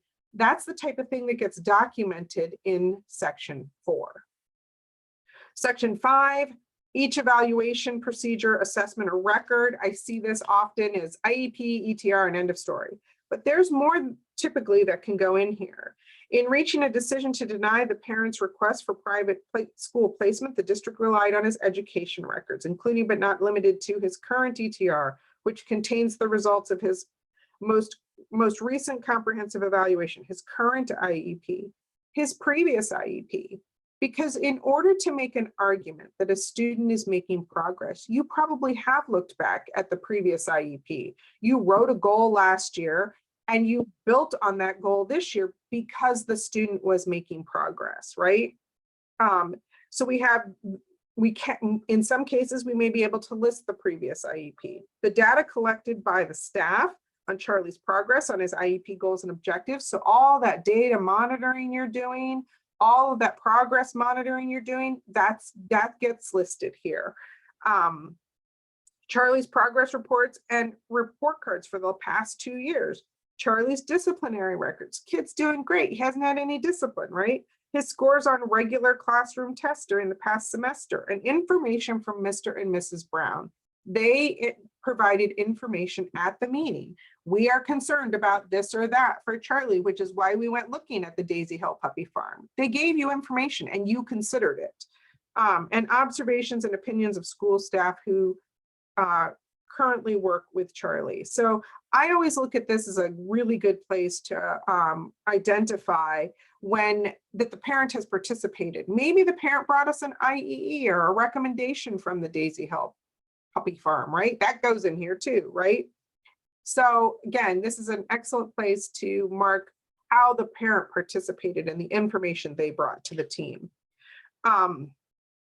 Section 6, a description of other factors that are relevant to the agency's proposal or refusal.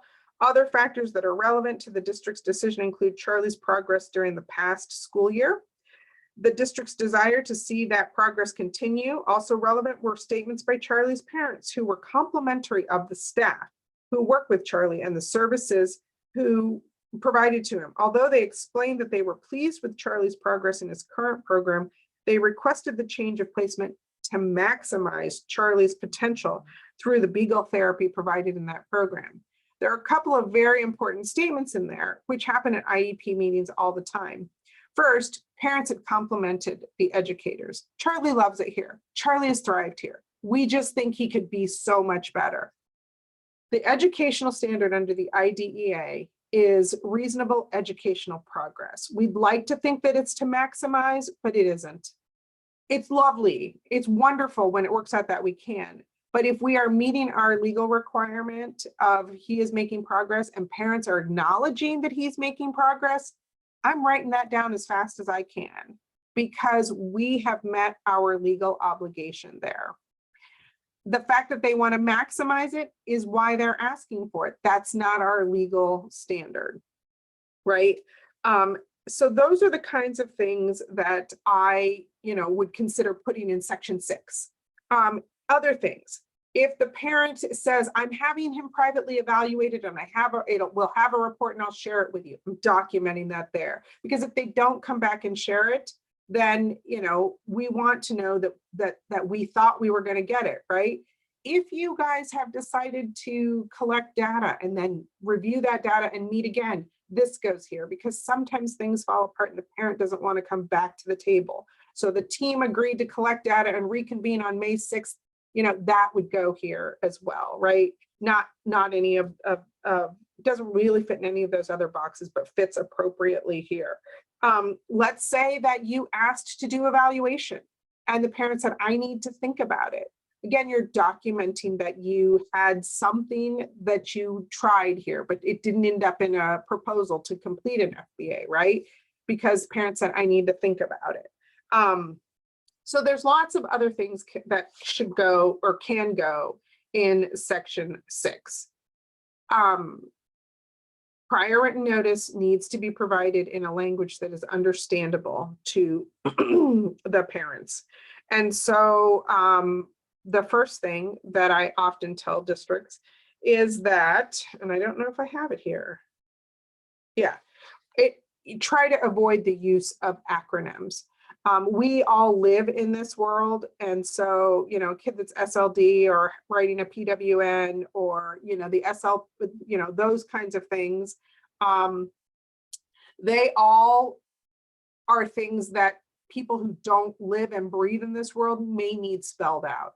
Additionally, if you have a parent that is not, English is not their first language, there may be a requirement to translate this document into a language that is understandable to them. And there are translation services out there to do that. And there have been some enforcement actions against school districts that they have been required to provide procedural safeguard notices in, you know, Somali and Spanish and, you know, Chinese here in Central Ohio.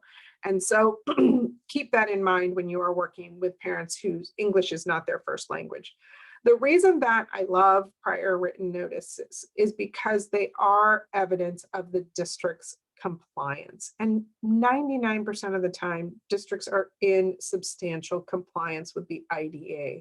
They have worked hard to develop programs for kids and implement those, and they're monitoring that progress, and they really are doing the hard work of educators. And this is a chance to document that and to celebrate that, which doesn't get to happen very often. You don't get to write about your successes with a kid very often. So my mantra, my, you know, thought is always that drafting a well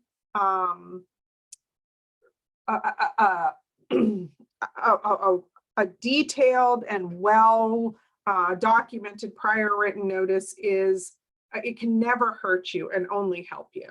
And so that's why I'm kind of geeky about prior written notices.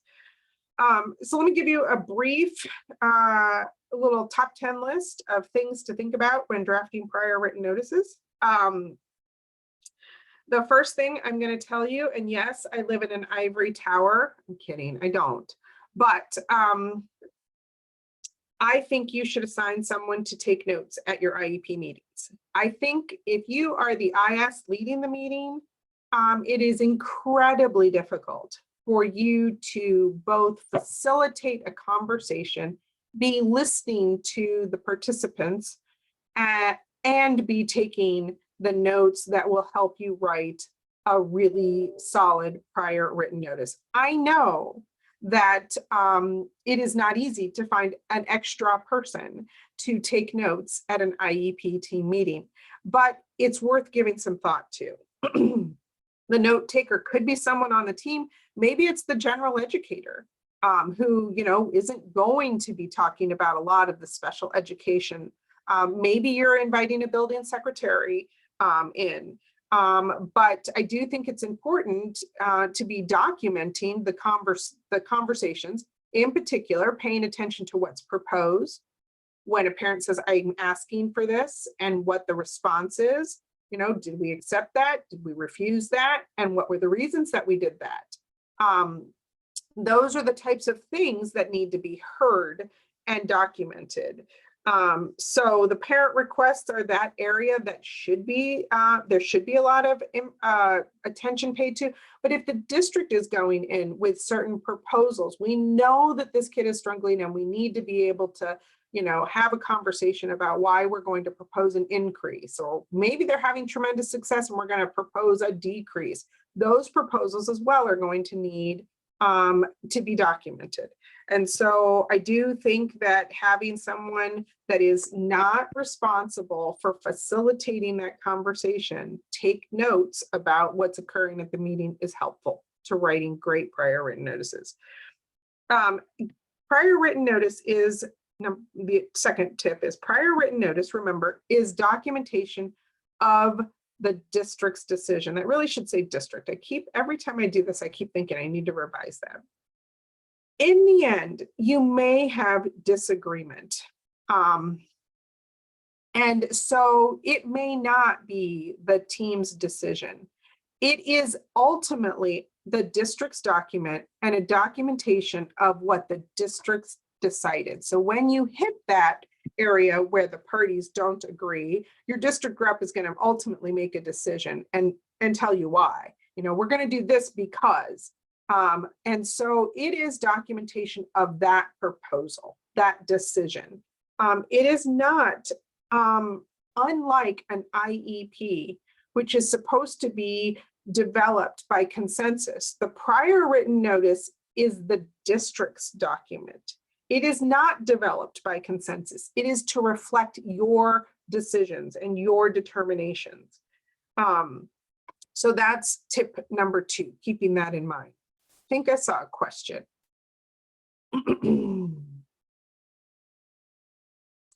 We were told that the prior written notice needed to be able to be received by the parent before the IEP becomes effective. So the first part of that I agree with, because it is prior to you implementing the proposals in that IEP. So the IEP effective would need to be at least 3 days if mailed. Is that the correct understanding? It's up to you all locally how you deliver the prior written notices. If you are able to email it and get a receipt that you delivered that, maybe you don't need 3 days. If the parent doesn't have email, then maybe you do need to give yourself that time. Maybe we're hand delivering that, right? But you've got to make sure that, so there's no hard rule about the number of days, but you need to make sure that before that IEP is implemented, prior to the implementation, hence prior written notice, the prior written notice goes out to the parent. So I'm unaware of any legal requirement for any particular number of days or requirement of a particular type of delivery.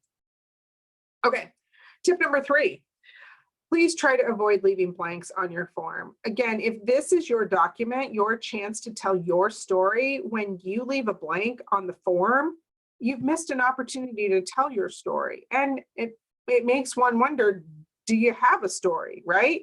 So in general, because each one of those elements, as I outlined for you, is a requirement of the federal law and the operating standards, I don't like to see a blank. It's a huge missed opportunity. Ensure that tip number 4, ensure that each item on the prior written notice is understandable on its own. And so, don't rely on another document outside of the prior written notice to tell your story. If you need to convey that information, put it in the prior written notice. And then this is, again, that notion of trying to avoid acronyms. This is going out to a parent who does not live in this world all of the time. So I'm going to give you an example of what not to put into a prior written notice. And I apologize in advance to my interpreters because there's a lot of acronyms in here. The IAT proposed a referral after the district provided RTI through an HQT and a para. The district considered ED due to ODD, CD, LD, and OHI due to ADHD, and APD, TBI, and the sensory data. District found no eligibility under the IDEA, but parents insisted there was a need for an IEP for FAPE in the LRE. District also considered the parent's IEE, the district's FBA, and the BIP, and the data collected from after our recent PD from the SST on PBIS. The district evaluated eligibility under Section 504 and looked at the guidelines from DOE, OCR, and ODE, and training materials from the ESC. Okay, most of you caught all that, but I assure you that a parent wouldn't. And that's obviously an exaggeration, but it is easy to slip into this language and forget that not everyone lives here. So make sure that your IEP is understandable. Don't, and I live in an ivory tower. Tip 5 is don't complete the prior written notice of the meeting. I don't think you can write a great prior written notice of the meeting. Am I aware that I have clients that do it? Am I aware that many of you do it? Yes. But again, I think that you need to be paying attention to the conversations at the meeting, and it's very, very difficult to do. At best, a note taker might be able to be doing that, but not the person who's facilitating the IEP meeting. So tip 6 is to monitor your timelines for precisely the reason that we had in that question. you need to deliver this prior written notice prior to its implementation. And you need to figure out if you're going to have enough time to both write the prior written notice and deliver it in whatever method is going to get to the parent, whether that be mail or email or certified mail, however it is that you're able to communicate with this parent. So monitoring the timelines is important. Tip 7 is to seek assistance. There's lots of really good professional development out there from your SSTs. You're sitting in one now. Reach out to district council or to another coordinator or to your special ed director when you're struggling with, how do I document this in a prior written notice? There are always, opportunities for seeking some assistance in the completion of these. Know what to do if the parent disagrees with the prior written notice. We talked about this in the record amendment process. It is not uncommon for a parent to get a district's prior written notice and not like it, and ask for an amendment. And you need to be able to know why they're asking for that amendment. And is it inaccurate, misleading, or a violation of their privacy? And if not, are we moving to a statement of disagreement? Know how to prepare a prior written notice when a parent revokes consent for special education services, because we talked about how that is a special prior written notice. The elements of how to do that are in your materials. You will continue the services until you issue the prior written notice. We don't stop until we've issued that, right?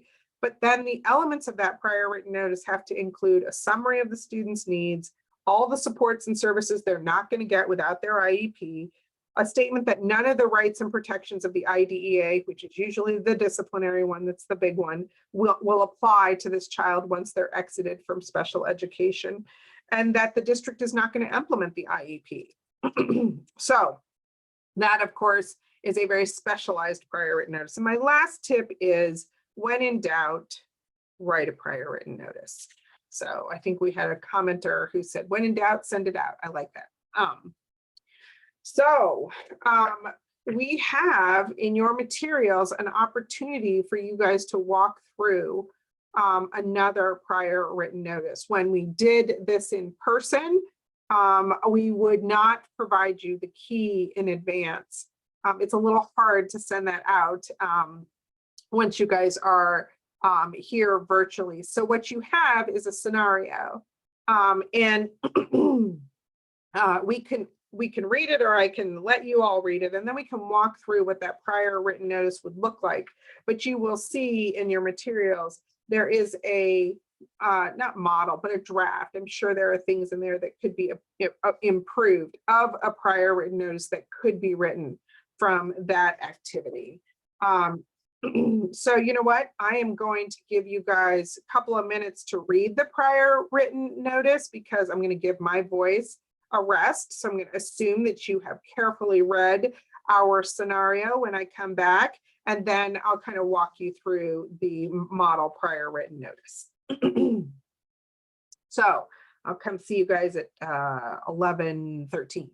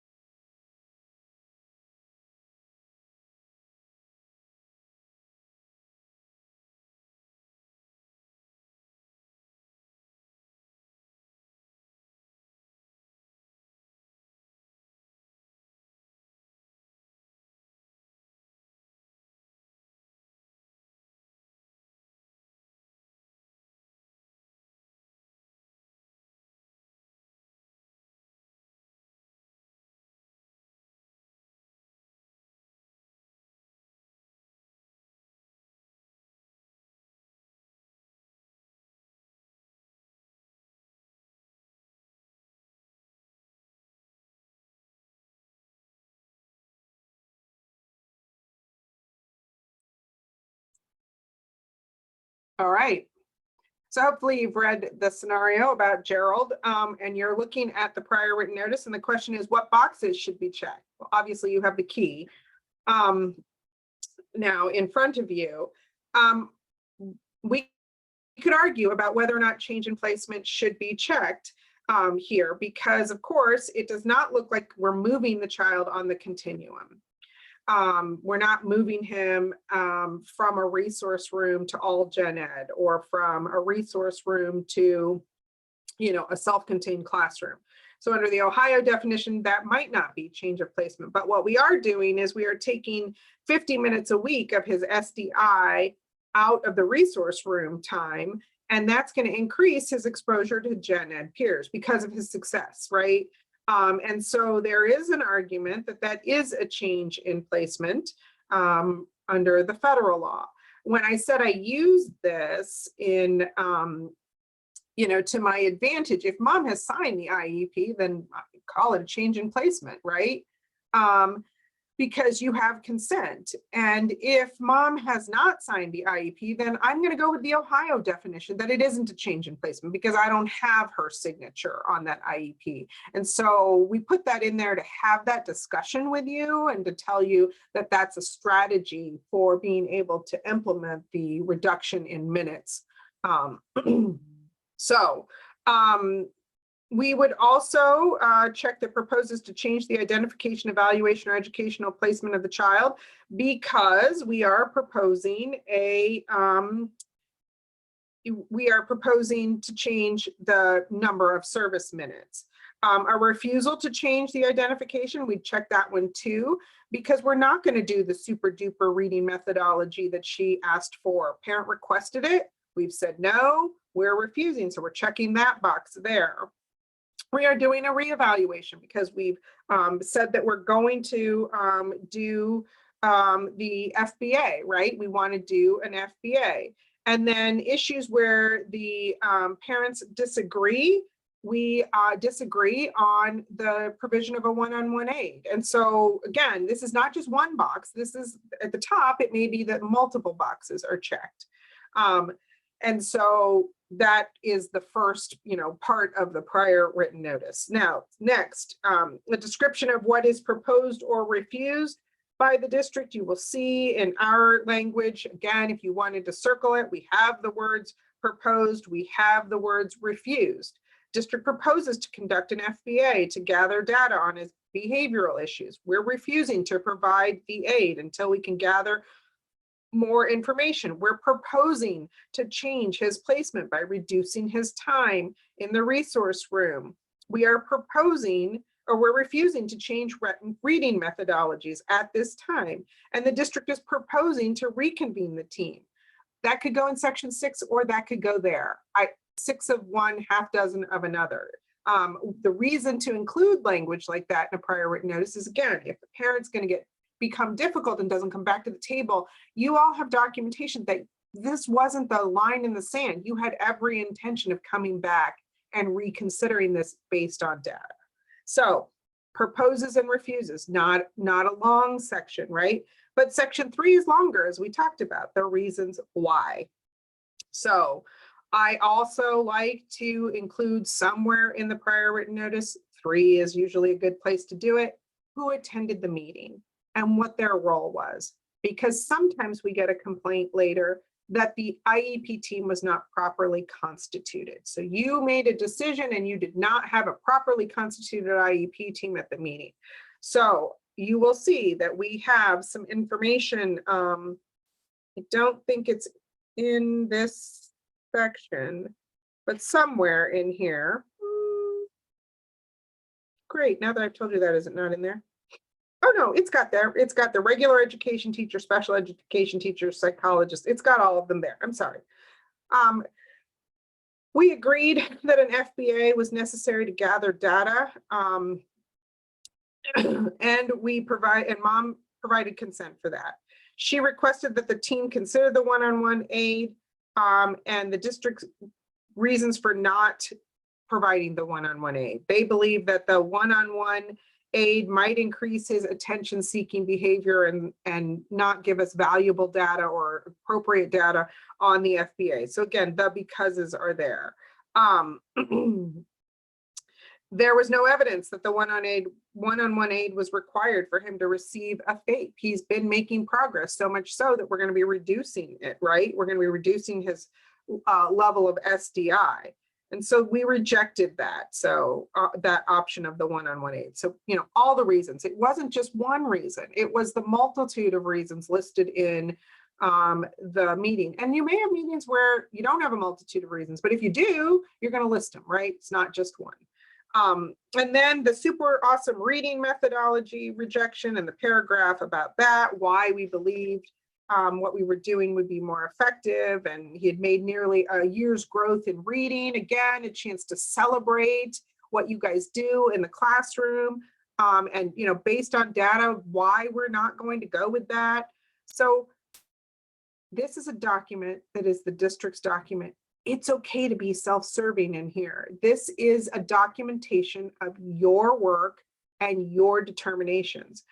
So a description of other options that they considered not doing the FBA, but given his increase in behavioral difficulties, it's going to be necessary to do it to help us decide whether or not he needs additional supports. We considered providing him a one-on-one aid because there was a request, and then the reasons that we didn't, right? And we considered changing his reading methodology, and the reasons that we didn't. Sometimes they're the inverse of what's in 3, but there's still things we considered, right? And rejected. You can see the information under what was, you know, what was considered. We have observations of the team members, and you know, that we ultimately ended up in agreement is documented in 6. So for those of you who have a sense of humor and are from the 80s, you will notice that our special ed director's name was Jenny. Check out her phone number. And with that, I believe I am done about 10 minutes early. I'm not sure, maybe you guys don't want those extra 10 minutes back. But I'm happy to stick around and answer any questions for those 10 minutes. I'm happy to let you get back to your day. All right. Thank you, Melissa and Maya and Nick and Tyler for your help today. Tyler and Nick, that was pretty impressive watching you guys go through the prior written notice. It was also pretty funny watching the closed captionings trying to capture all that stuff. But we really appreciate Melissa and your team. Every session, I think is, everybody learns something new. We got a lot of people that come back to hear what's going on, but we do truly appreciate that. Just kind of a heads up, we are kind of in early initial talks with Bricker and Eckler and Laura Anthony and the team about continuing the session next year and what it's going to look like. Have had some questions about the new operating standards coming out and if we are going to continue with this series. We certainly hope to continue with this series. There's a lot of uncertainties right now around operating standards changes, when that's going to come out, what's going to be changed, etc. So rough schedule right now is that, yes, we will continue this. Hopefully by then we will have some more from the department around what those changes are and what that looks like moving forward. But just to keep that on your radar, we will probably stick to the same schedule if we do move forward with that, barring any setbacks with the release of the operating standards. Thank you everyone for coming today. Thank you for your questions, for your attentiveness to this learning session. We truly appreciate it. Our next session is March 10th. And that would conclude our series for the year. That is on conflict management and resolution. It is a recurring link, so you would just use the same link that you have today. If there's no questions, we will go ahead and close things out. We hope everybody has a great weekend. A lot of thank you and gratitude. There were a couple questions, Steve. Sorry to interrupt you, but I did see one up above. Okay. Yes, Pam Carpenter has a question. I have a question. I was the one that asked earlier about the effective date of the IEP, and what happened is one of the intervention specialists scheduled the IEP meeting, and it was the day before the IEP, which I know is not uncommon. But the problem is that the parent did it over the phone and the child was absent that day. So barring us sending someone to the house, which we didn't do, the IEP could not be effective that day, which would make it non-compliant by the next day, since that was the last effective day, and because they could not receive a prior written notice and she did not have an available email. So I know that's a kind of seems like a weird situation, but it does happen a lot. And that's why I've tried to tell them not to schedule meetings that close to the end of the date. But that's where we got the 3 days. That was a local decision based on mail around here for our school district. I just wanted to make sure that I was correct in telling our special ed teachers that information. Yeah, I mean, again, that once you've made that local decision of that's appropriate, right? Okay. Yep. Was that the only question then? There was one from Dr. Shannon of what are your top 3 procedural recommendations specifically for school psychologists based on litigation you've encountered? Ooh, this is called the stump the presenter question. Well, my first one is that you document everything. But you're asking a lawyer, and so but from a procedural standpoint, there is so much procedure in the IDEA, and it is next to impossible to argue, well, we did it, right, if I don't have documentation that we did it. And so even when a parent verbally says something, I am a big fan of turning around and sending an email or a letter that says, it was great talking with you. I just want to confirm that we agreed this, this, and this, and this, right? Because those types of informal or, conversations where you don't have it in writing sometimes matter for a procedural step. And so that's the first one. I think I would say is, it's about documenting. I think with psychologists, the other thing that I would say is I have seen, and this could be true of this, maybe a special ed director's responsibilities, but I have seen unnecessary delays and not full responses to IEE requests because the district hasn't done, kind of the annual-ish work that needs to be done. The district should have a list of people in the area that could complete an IEE, and then it needs to say in that, but you're not limited to those, but you are required to give them that piece of information. And you are required to, hopefully, you're not required, but many give cost containment mechanisms, but those need to be checked out.